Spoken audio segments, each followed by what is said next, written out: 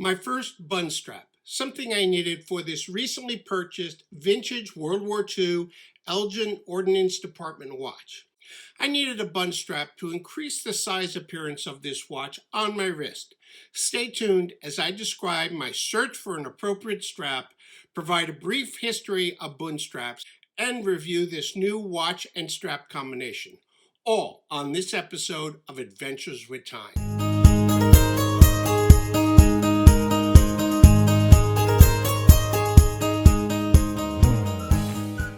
Last month, after 3 months of looking, I bought my first vintage watch. This was an Elgin Ordnance Department watch, aka ORD Department, from World War II. I'll leave a link to that video at the end of this episode. But if you've watched that video, you know that the Elgin is just under 31 millimeters in diameter and looks too small on my 7 7/8 inch wrist. Although I won't be wearing this watch that often, I wanted to increase its appearance when on my wrist. I decided to try a Bund strap, as these straps have a pad under the actual watch which can be wider than the actual watch case, making the watch look a bit bigger. So what is a Bund strap and why were they ever created? Imagine you're a pilot during World War II and you're flying high in the sky to avoid any ground artillery. It gets cold up there and your watch is going to be cold against your wrist. Wouldn't it be nice to have some protection for your skin? Or you've crash landed in a North African desert and your watch is getting blistering hot on your wrist. That's why the Federal Republic of Germany, also known as the Bundesrepublik Deutschland, developed a watch band with a protective pad under the watch head. It became known as the Bund strap. I've searched the internet but could not find a picture of an original Bund strap, but they became popular in the 1970s. Many celebrities were seen wearing a Bund strap in different styles.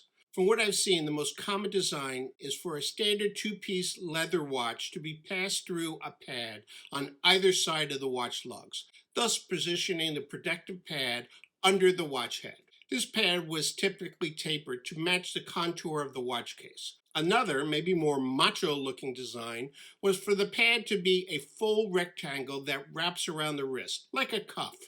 I remember when I was in high school, back in the late 60s, a fellow student had a Bund strap that had a protective cover that could snap open. This was to protect the watch case from damage when in harsh conditions. So I went in search of a suitable Bund strap for my World War II watch. The first issue I encountered was to find a strap that would fit the 16 millimeter lug width of my new watch. Found a few on eBay, but they looked a bit bulky for my 31 millimeter watch. I then looked on Etsy, where I found several vendors who made Bund straps. A few offered the opportunity to customize the pad dimensions. This was important because I needed the pad to be a little wider than standard based on the lug width, so that the watch would appear bigger. I finally found a Bund style that I thought would go great with my watch. Rather than a separate pad, this strap integrates the pad directly into the strap. Essentially, it's a one-piece strap with lug loops that are formed directly out of the strap itself. I felt that this would soften the appearance of the strap, drawing attention to the watch itself. I customized the strap such that the pad dimensions were wider than my watch on either side of the case by a few millimeters to increase the apparent size of the watch. Let's take a look at the resulting strap and how it pairs with my watch. So the maker of this Bund strap is in Russia. So it took about 5 days for them to make my custom band, and then really a couple of weeks for them to ship it. But let's take a look at the band. Get this paper out of the way. Nicely well wrapped. Let's see if we can cut this without hitting the band. There it is. Very nice looking.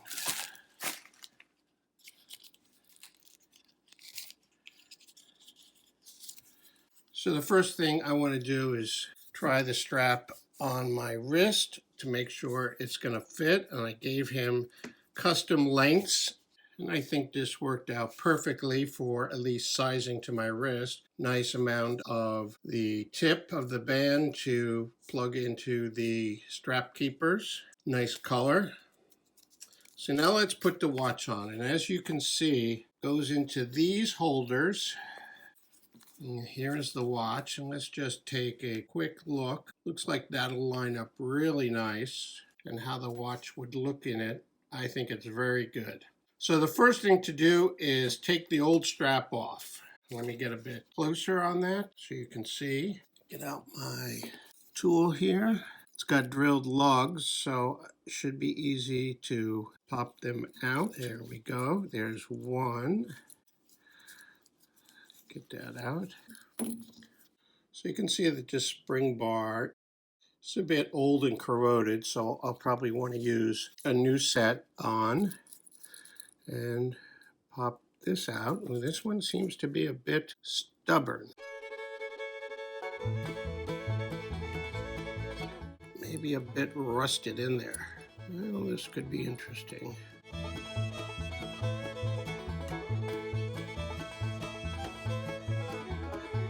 Can't imagine these are welded in there. I don't want to cut the strap in any way.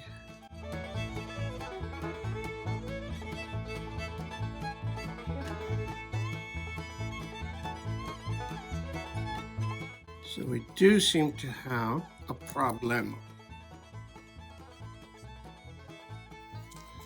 All right, folks, I know this may cause a lot of anguish for folks, but this seems to be on there pretty hard and corroded. So I'm going to try to snip it off and pull these spring bars out. There we go. Doesn't look like any damage to the lugs at all, and we're ready to go. So some of you may be asking what I'm going to do with this original strap with this Bakelite hardware. I'm going to keep it because I think it's very historical, and whatever I do with this watch in the years to come, I'll have this to go along with it. So I was just cleaning it up a bit in there between the lugs, get rid of any old crap and crud that might have formed there. Now I need to replace the spring bar. There's the old one. Take a few measurements here.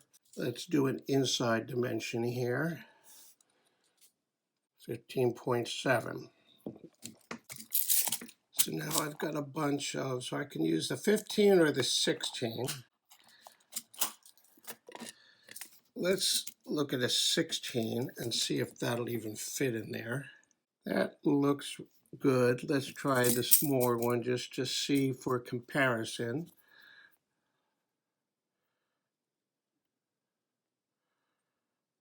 That could be a bit short. Let's try the bigger one, but let's line these two up so we can see the difference.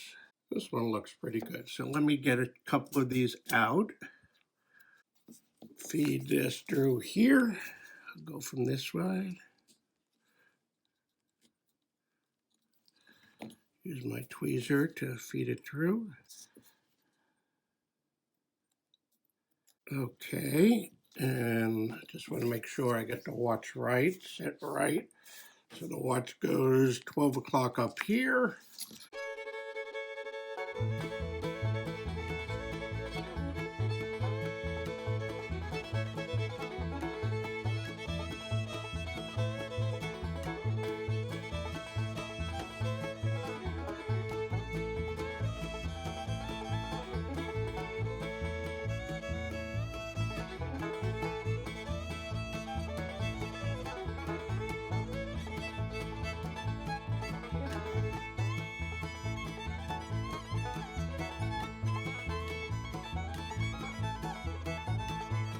Okay, that one's in. The bottom one is in. I'm going to do this very gingerly so that I don't scratch the leather.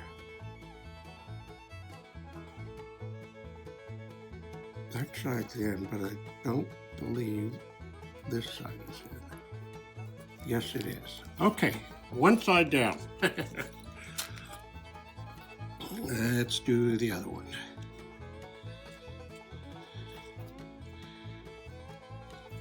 And again, I think part of the trick is to move this towards the end of the loop.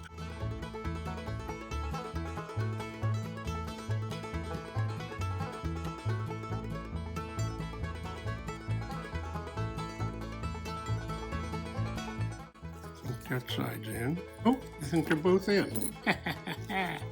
Okay, we are in. So let's take a look at this. Just overall, you can see the spring bars in the drilled lugs. The overall width here, which is just 38 millimeters compared to the just over 30 millimeters of the case. I don't know if you can see, but there's about a millimeter of pad or 2 millimeters of pad beyond the crown, and more obviously on this side, but it certainly does give a very balanced look. I like how the lugs fit into these little extra pieces. It's not a 3-piece band like other Bund straps where you have one band there, and then a pad. This is more integrated, nicely stitched. By the way, this is a whiskey color, sort of a darker tan. I thought that would look great with the somewhat patina dial and the darker color of the crown. Nice stitching all around, a nice buckle, and on the back some more leather, very soft leather against the skin. And on the edge, I guess it's waxed, or yeah, I guess it's waxed. But this will be very nice looking.